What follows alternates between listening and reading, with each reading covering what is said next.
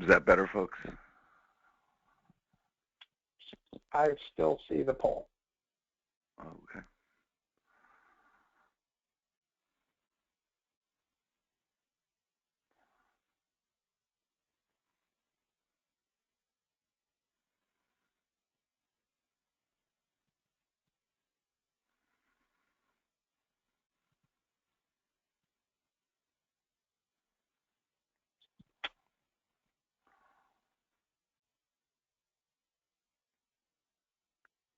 There it is. Okay, sorry about that, guys. Next, I apologize about that. I'm going to introduce, I'll let Peter Bookman take over. Again, Peter was the founder of V3, and Pete, take it away. Thanks, everybody. I hope you can hear me okay and there's not too much echo. I apologize. I'm doing this from my laptop, which is not ideal and challenging, but it's been on a road show here and really excited to be participating with our partner here. It's Bob's awesome. This team is awesome. Partnership is awesome, and I really am excited to share this time with you guys. And thanks so much, Tim, for really sharing the market opportunity and what people are looking at. And I really am excited to hear about more should the opportunity arise, to hear about you guys who have done VDI or virtual desktops successfully or had challenges. Sounds like about 50-50 on this call. And I'd love to talk more about what makes V3 different from the other solutions you have heard about, a V3 product line with Sphere, is that it is workload optimized. What that means is we pay attention to what your desktops and your users are doing right now, how many of them, what kind of applications they use, and that kind of thing right from the get-go to ensure success and guarantee performance.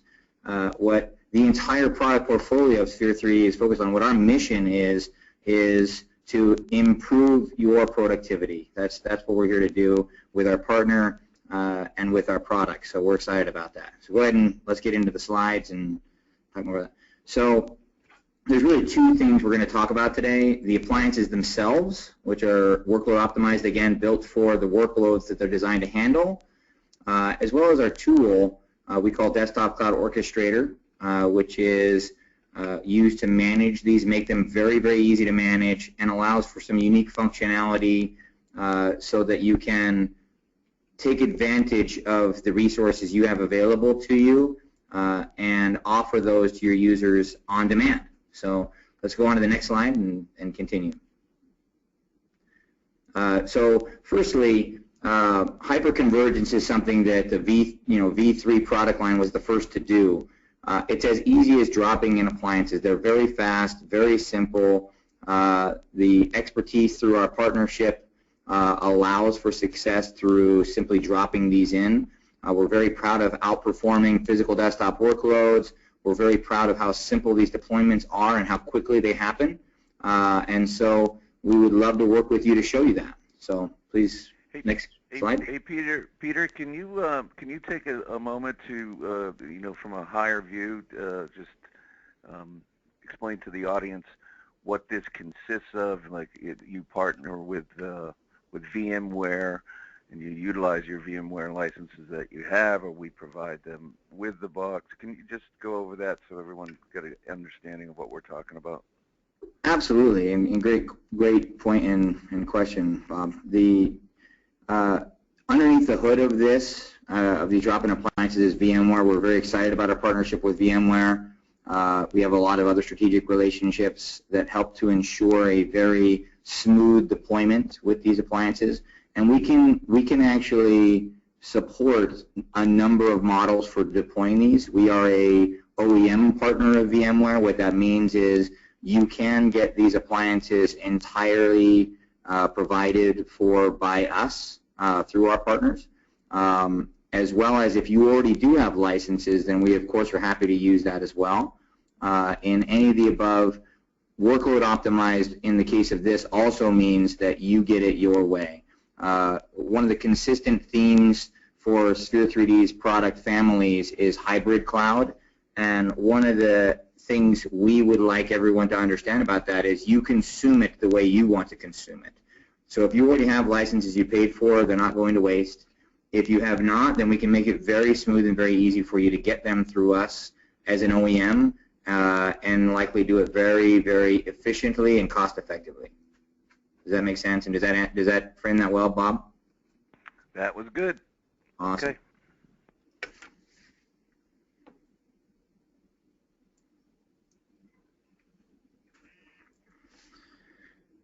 So to just talk about what's in the appliances, and you can just go ahead and get them all on the screen to make it easy.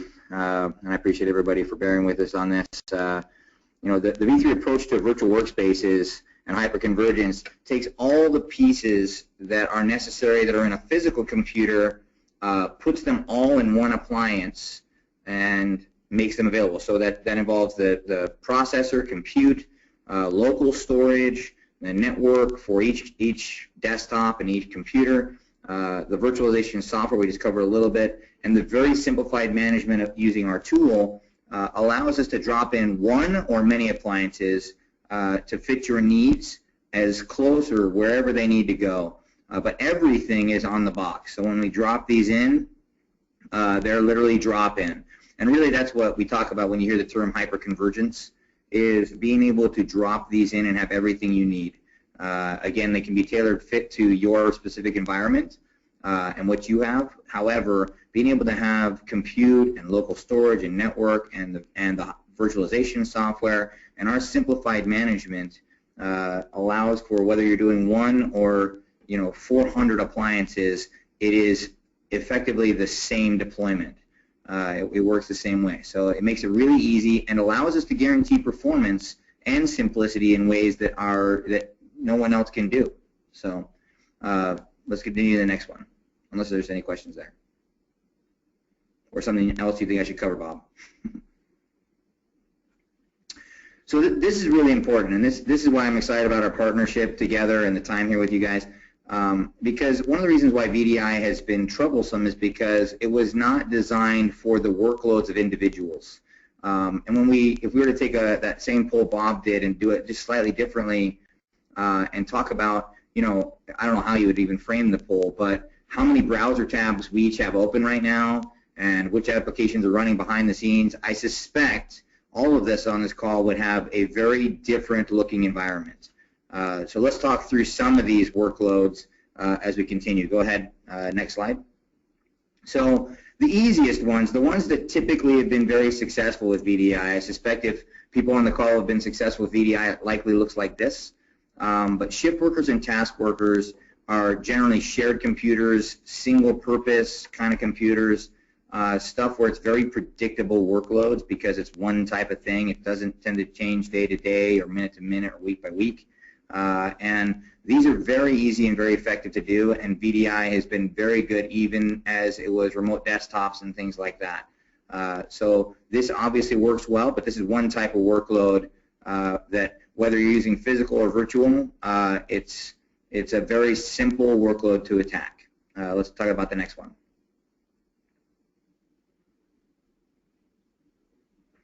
The knowledge worker is something that we have been leading the way for a long time. That's probably most of us, I presume, on this call. Knowledge workers are the middle worker. We have a huge breadth from, still being perhaps the single application we predominantly do as contractors or what have you, as lawyers or administrators, all the way to use me. I don't want to speak for everybody else on this call. I'll laugh at myself saying, it's really funny what that 18th browser tab does to my computer because I might as well have opened my 25th application. So whether you're opening tabs or applications, my workload varies quite a bit, as does most of the people in this category. And for that reason, our appliances are uniquely sized and built to attack the knowledge worker workload and any of the others. So let's continue on to the even harder ones.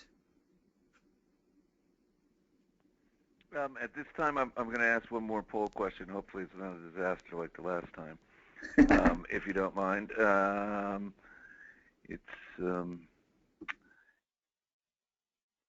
It's basically what, if anything, has prevented you from adopting or increasing your desktop virtualization?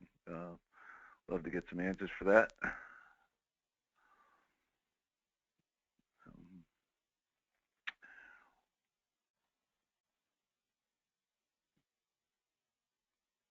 We've had 29% voted.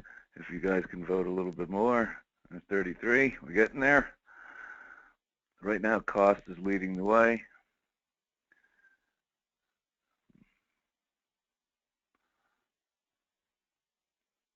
Okay.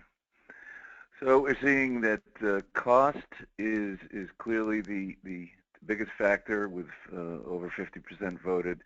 Complexity next, performance next, and lack of understanding, all in a tie, by the way, which is quite interesting. So with that, I'll give it back to Pete.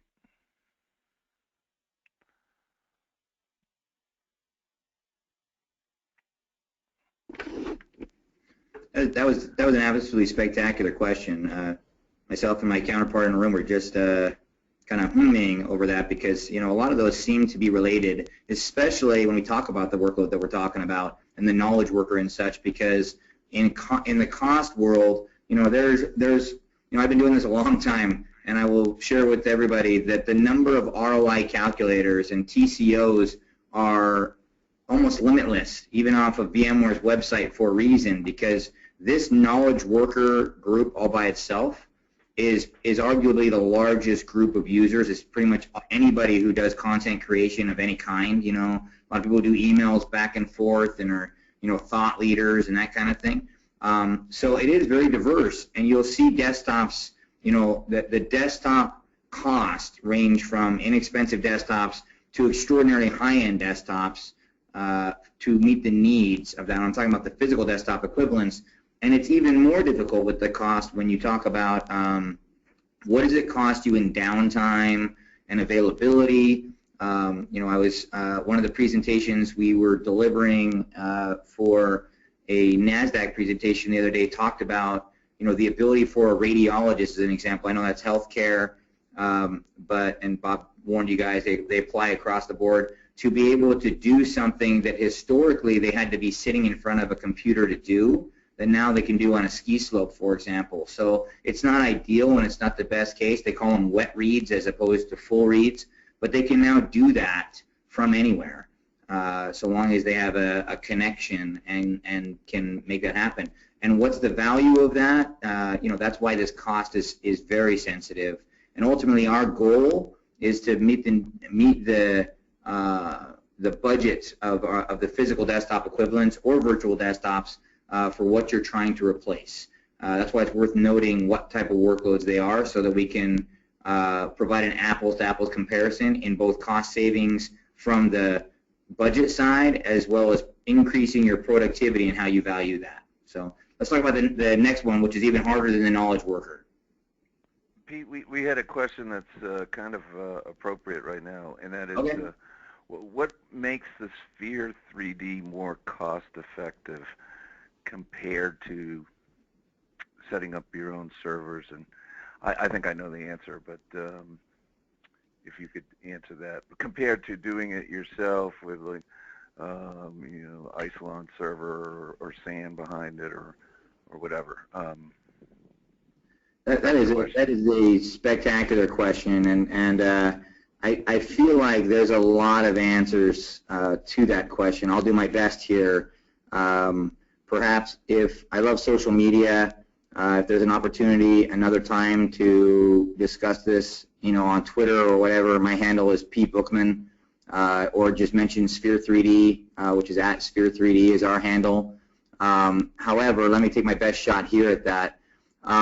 That's why Hyperconvergence is Hyperconvergence, because to date the highest cost has been risk, as well as the cost of full deployments that you just don't know what you're going to need until you get in there. That's why we start this presentation talking about why we're successful, because of addressing the workloads, because it's important for most VDI deployments.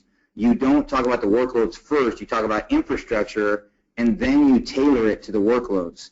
That makes it really difficult for you to even know whether you need more Isilon or whether you need more blade servers or whether you need more software. So typically what happens is people do deployments and then they end up bloating and failing because the cost spirals out of control, because it's not all there. We have the ability to, be able to cut to the chase and be able to say this is what it's going to cost you, and be able to show you not necessarily that, hey, this is entirely less expensive than your existing solution, especially VDI and what have you,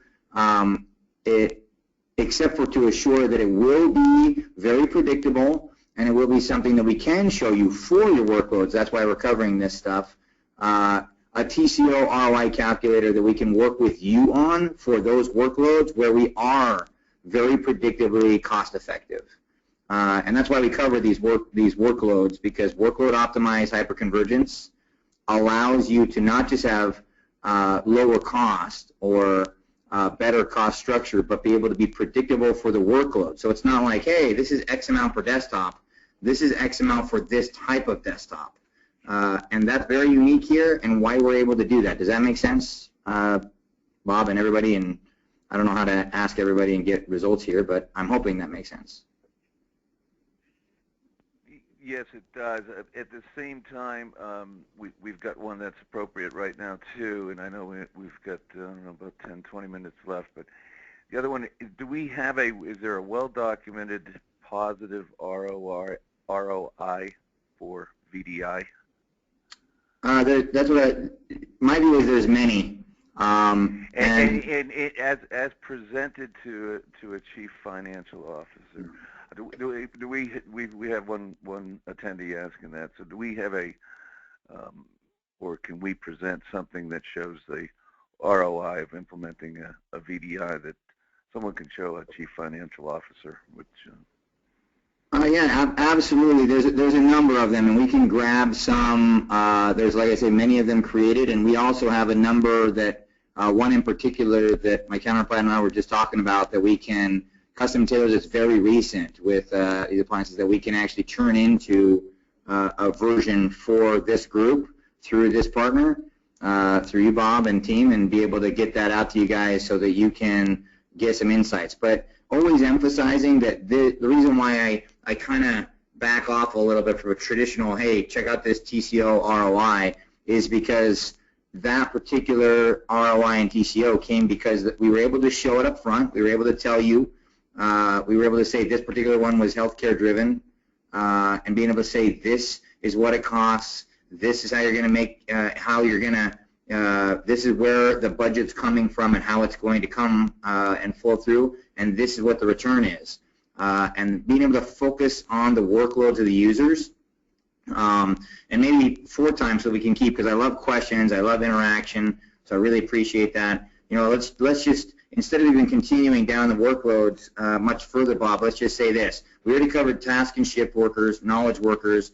There's the higher end workers, which are like designers and engineers and those kind of guys that need even higher end. These are the guys that are that have between $2,000 and $12,000 workstations and even more that we can also cater to and can address. So if that works for you guys, and we can work offline, and we can work with you, Bob, and for those of you on the call, work through Bob to get a TCO and ROI calculator that's kind of generalized from a recent customer, we can get that to you, and we will. But what we're most excited about is we think that we can build you a personal one as part of this process, as part of this engagement, based upon the workloads you're trying to move to the cloud, that you're trying to virtualize your desktops, and that's the secret. That's what makes it so effective, is that we eliminate the complexities and the risk, including cost, by being able to say this is the kind of desktop you're replacing, this is your budget, and this is how we're going to replace it within that budget and provide you what you expect and what you experience. So we've been very effective at that. The V3 technology has been around since 2010. It's been in multiple verticals, including legal and finance, and we'll talk about that in a minute. But you can just go to after the types of workloads, and we'll begin from there if that makes sense and that works for everybody on the call. So to that end, though, and just to reemphasize, we sort of talked about that earlier. What good is cost structure if I can't say to you this is what you're getting, and that whether you're doing 1 or 100 or 1,000 or 10,000, I can't tell you this is the performance you're going to get very predictably. the way we do this is because we can dedicate, as we sort of talked about earlier, inside each box, GPU, CPU, storage, RAM.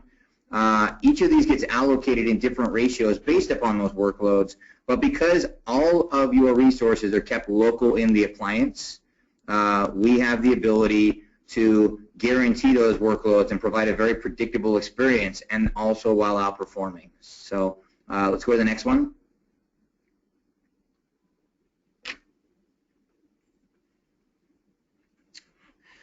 So just to briefly cover the types of appliances and workloads, and you can kind of see this at the bottom there. You know, we have workload optimized appliances for 50 knowledge workers and a lot more task and shift workers, 100 knowledge workers and a bunch of task and shift workers, a whole lot of knowledge workers, 200 and up to 200, and even more task and shift workers, and power user and designer workload appliance that's coming soon that can be shared across these or can be dedicated to those workloads. But having an appliance that says whether you are doing it for 50 users or 100 or 200, and something else to consider is these don't have to match. So you can actually say, I'm going to do a Smart Start program, as we talk about, where we'll go in and say, let's try this for some of your guys so you can see this, and we can see how it addresses the needs of this particular workload, with starting with a V50, and you can still scale into the hundreds of thousands of users if you want to, but go as low as, again, the V50 to address those workloads. So we have an appliance to meet whatever workload needs you need. Let's do the next one.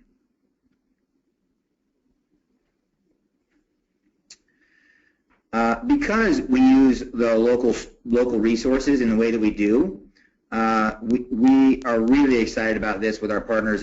We actually are able to linearly scale, sort of as I just mentioned, between one appliance and as many as you want, and it never has performance degradation. It always consistently has a really great outperforming experience because there's no caching involved. There's none of these other complex technologies. You know, you just use the local resources very much like physical desktops so that everything continues to outperform, whether one appliance, one V50, or hundreds of V200s to do many tens of thousands of virtual desktops. So one thing that's worth noting here as well is we definitely like to take advantage of our ability to be a distributed architecture where you can put these appliances as close to where the users are located as possible, making it so you can eliminate any network issues and these kind of things as well, and making it so you don't have to add additional infrastructure, coming back to those cost savings of networking and switching and those kind of things. To briefly talk on that, in the educational vertical, we've seen a lot of where people are going from one-to-many to one-to-one. Similarly, when you have these workloads that can be streamed in this way, when a lot of people are doing it, it's really difficult to get that from a single hosted location where they have to be centrally located. So being able to say, well, look, as part of the cost savings, I don't need to deploy any additional networking infrastructure or anything like that. I don't need to buy concentrators to compress the virtual desktop streams or anything like that, because I can distribute these appliances to wherever they're geographically best suited and manage them with a consistent management framework. Makes it so you can guarantee the performance and not need to deploy a whole lot of additional infrastructure to do that. So this is very exciting. Let's go to the next one. This is just talking about traditional vendors can't do that. The more you have, the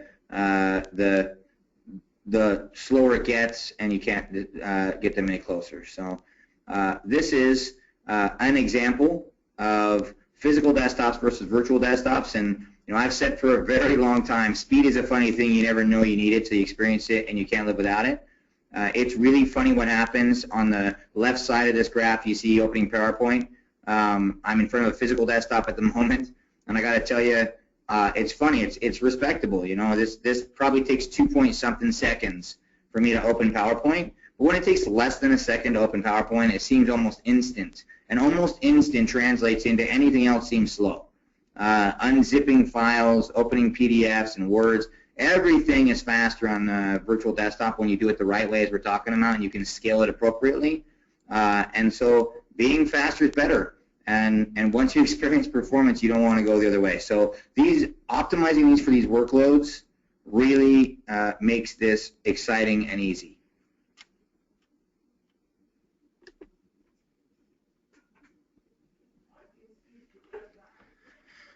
So Desktop Cloud Orchestrator is the tool I mentioned that makes things really, really easy.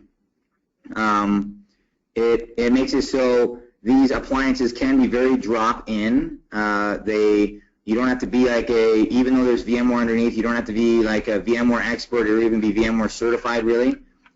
We definitely have that available for you, of course, and with partners we have that available for you. But being able to drop these in and manage them is very easy. One of the really interesting features that we showed at VMworld this last year is a particular feature set of our desktop cloud orchestration software. We call it Autonomous Resource Scheduling and Orchestration, which today is a preview feature, but it allows resources to be deployed to desktops on an as-needed basis. So to keep going back to my story, and please continue the next slide, Bob, as I talk through this a little bit. But to use me, it's funny how that one browser tab crushes everything. You know, it's funny how I can be opening 10 browser tabs and 11 browser tabs. All of a sudden, all 10 and the other applications are just stinky. You know, so. You know, when we talk about cost, speaking of which, and productivity, which is what we're about increasing your productivity, building value for you that way with you and our partners. We really focus on the point that we want to avoid that and give you the resources you need so that in addition to saving you money, hopefully, on your budget, if we can increase your productivity a lot by getting you the resources you need in a cost-effective way. And some of the things that virtual desktops can do that physical desktops can't is upgrade your resources in the way we're going to talk about here. So to just talk about law firms for a second, you know, there's lots of different workloads in law firms, in every organization, in finance, in, you know, whether we're talking about CPA firms or anything else, there's lots of different kinds of workloads. Sorry about that, everybody. Just had a reminder. And because of that, being able to cater to each one and not necessarily have them have to stay that way is one of the benefits of virtual desktops. Upgrading physical desktops, I need to either swap out your desktop or I need to put more RAM or CPU in it, and in this case I don't. Let's go to the next slide and talk through some of these.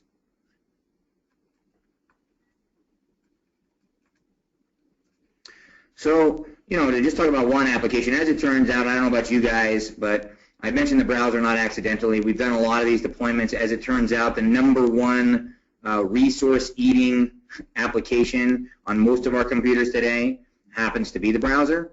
You know, it's because we just open, and before you know it, all of a sudden I have to reboot or I do something funny.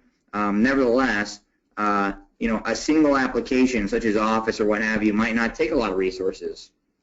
And another application might take a whole lot of applications. You know, if I'm doing some video type stuff, creation, if I'm doing a lot of in Excel pivot tables and things like this, I might need more resources. I might need more RAM, more CPU, more GPU.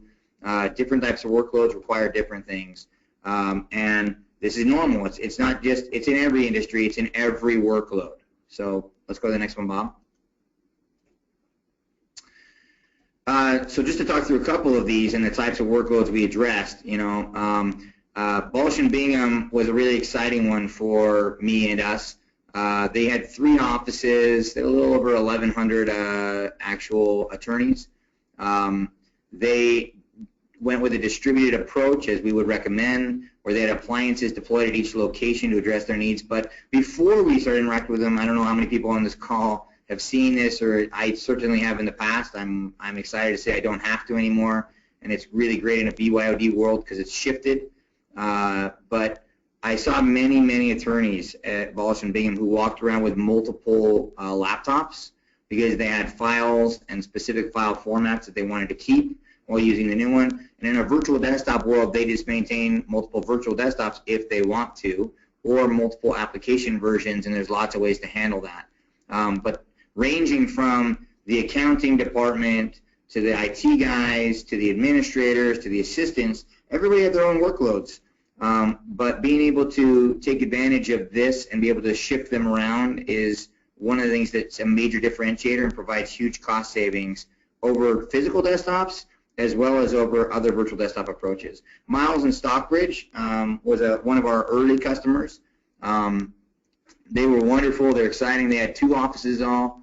And when I say is all, I mean they were not very big offices, but they enjoyed the same mobility that came out. Mentioned on this call was cost, and that was their primary concern as well. And for me, what it boiled down to and what it boiled down to for them as a use case really came down to how many more billable hours they were able to do because of simply going with a virtual desktop approach where they had thin clients on their desks and then they could walk around with whatever devices they needed to and be having multiple customers going at once and things that virtual desktops enable you to do. So Miles and Stockbridge is a particularly exciting one because although smaller, they did a lot of innovative things with it that allowed them to cater to more customers' needs faster and better than they were able to before. So let's go to the next one. So this is what is meant, when we build generalized workloads or when we try to put people's workloads, even as we talked about my desktop, well, on one day I might be doing a traveling, I'm just giving a presentation. On another day, I'm creating a presentation. And when I'm giving a presentation, I don't need as much as when I'm creating one. So being able to ask for an upgraded desktop experience for a prescribed amount of time is something our orchestration tool allows you to do. In addition to managing all of the virtual desktop environment much simpler, so you don't need to know all the VMware things and such, but being able to say, I'm now needing to create a graphic for my PowerPoint, which means I need to load some Adobe products or something, allows me to say, I just need an upgraded desktop that's 4 times faster than the one I'm on right now for 2 hours, and then you can have it back. Allows for cost savings. It allows for an improved user experience because I no longer have that. Even if it is, I'm going to do some research. I need to open up 18 browser windows. It might be that easy. Let me use a desktop that lets me do this research and then give it back to the pool when we're done. So very exciting, very cool opportunity for IT and those using it and our partners, again, to deliver hybrid cloud where I get to take advantage of the resources that are available to me. Let's move on to the next one. I'm sorry, guys. I'm trying to move a little faster just to make sure we get through this and get to anybody's questions. So this on the right side, you can kind of see there is kind of a snapshot of our desktop cloud orchestrator, but it does allow you to take these appliances and have one for failover, no matter how many you have, and we'll leave that to you what level of failover you need, but be able to deploy your workload optimized desktop experience to the appliances that are most appropriate. We simplify all the key features in VMware, View, vCenter, vSphere, all these other tools that we can use and plug in with our portfolio of other products, whether that be storage. I appreciated Tim again mentioning, the storage. We have the most scalable storage, network attached storage solution on the planet. That if you have large data sets, we can do that, and we can also optimize for performance as well. We also have another technology for applications, but all in all, being able to use our desktop cloud orchestrator tool quickly and efficiently manages virtual desktops, and you don't have to worry about managing storage and network and all these other things because you don't need to worry about that in this ecosystem. So it's very simple, very fast, very great experience. Let's continue. And I guess that'll do it. This is what I was talking about earlier. Thanks for continuing on there, Bob. And I wasn't sure if, given the questions, we wanted to cover this. But, Sphere 3D does have a large portfolio that we offer through our partners. So, we have huge scaling across the board. We have unified storage, purpose-built backup, long-term retention, the whole works, everything you need end-to-end. Whether we're talking about cold storage that, you're to a point where the highest cost, beginning of cost happens to be power, generally when it comes down to it, and being able to offer cold storage all the way to cloud-ready appliances and solutions is something that, whether you're talking about desktops, applications, or storage, with our partners we can offer all of the above, and that's one of the reasons why we can make this very simple, very cost-effective, and most importantly, as our mission is to do, we're going to improve your productivity. We are very, very consistent about that. Okay. We have a couple of questions here. I'm going to try something because I'm not sure if this question's coming from one person or another. Heath Hess has a question. I'm going to unmute him and see if we can hear him. Heath? Hello, can you hear me? Yep. Hey, how's it going? Good. My question is, unfortunately, about 2 years ago, I bought Dell's VDI-in-a-box solution, and that involved a Citrix VDI-in-a-box and 3 servers. And this year, I was notified that they are end-of-lifing Dell's VDI-in-a-box. Can your solution be ran on my current hardware, the Dell servers that I had just purchased, or do I have to buy your boxes to drop them in? That is a spectacular question, and yeah, we're all watching as this is a very dynamic marketplace, and the VDI-in-a-box movement was a spectacular offering, I think. I think to a large degree, I consider them partners in arms at bringing about this, what we call hyper-convergence world. So it really is kind of unfortunate to see them shift gears, not offer that anymore, and move in a different direction for hyperconvergence. Either way, today, this is designed for our drop-in workload optimized appliances because of what we talked about. We want to be able to deliver you a prescribed working experience.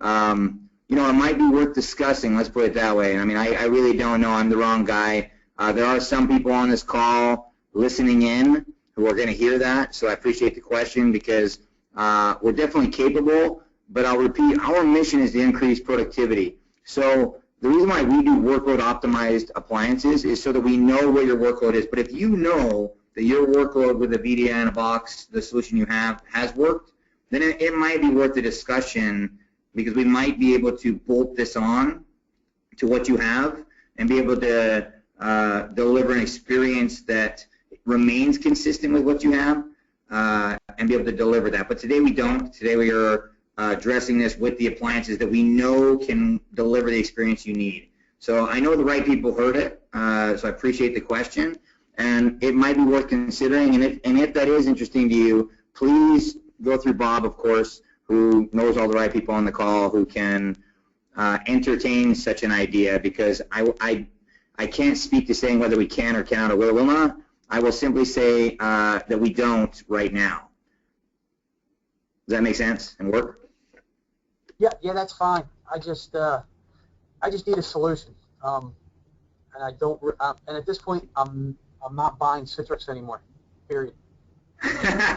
you know, you're not alone in that at all. And you know, we're excited, and we are leading the way with hyperconvergence and hybrid cloud. I loved how Tim framed up the 1, 2, 3, 4. Because we're going to get you all the way there. We have a long-term commitment with our partners to provide a consistent user experience for you. That's what this is all about, and that's why today we do it. We want to be definitely the solution you choose through our partners, and this much I can assure you, we will give you a consistent, great experience that you won't be left holding the bag. This is something, that's why we do it the way we do it today, and that's why we're always open to learning a better way to do it to meet your needs. We want to meet your needs, we want to do that, and today we know how to do it the way we're talking about. To be frank with you, I hadn't heard that, but I'm definitely aware of Citrix leaving a lot of people holding the bag with that VDI-in-a-box, and obviously you sound like you, like me, are ahead of the curve for a lot of people on this call and understanding just how simple drop-in appliances make this to do. It's, you eliminate so many of the complexities. But I got to tell you, that those 3 boxes came here, and within 4 hours, I had 100 workstations pumped out and rolling with an image. I mean, it was so simple, and it's just disgusted me to no end that this great solution that they had is gone, and it's bad. I was all set to buy another 200 thin clients and roll out the rest of my building, but I'm pretty much done at this point. I can't push something forward with no support after 2016. I have to move on. Yeah, and we'll pick up that slack for sure. I mean, we're passionate. That's why our mission statement is not, hey guys, you know what, we want to virtualize your stuff. You know what I'm saying? That's why, you know, we believe, I would like to speak for Sphere 3D. It's not really my role in doing so, but I'll simply say that's why our mission statement is what it is. It's not like, hey guys, let's virtualize your world, let's do these things. It's for the reason you just said, it's to increase your productivity. It's to say, look, you need to make some strategic bets for the next century, you know, for the next 10 years, you know, and we want to be a part of that and help you deliver hybrid cloud, which in my view is an improvement on what you've already seen from Citrix VDI-in-a-box, but you're not going to be left holding the bag, because this is an extension of that, an improvement on that, and we are continuing to innovate, continuing to grow, continue to focus on this. And we really appreciate this opportunity to speak with you, with Unison, and build a relationship and rapport where you can make a bet that this will be with you not just through 2016, but way beyond that. Okay, that's fine. Okay. Does anyone else have any other questions if they want to raise their hands or whatnot?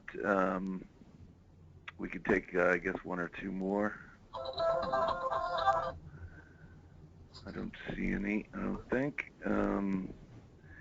Well, with that, I appreciate everyone for coming. We'll send out an email with some literature, and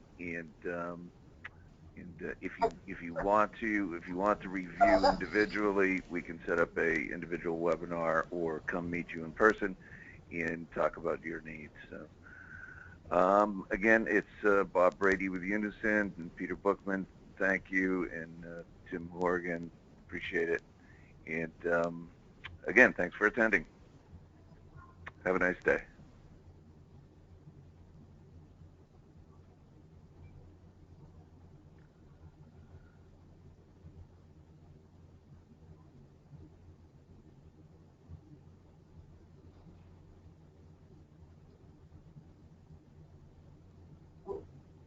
No, I mean,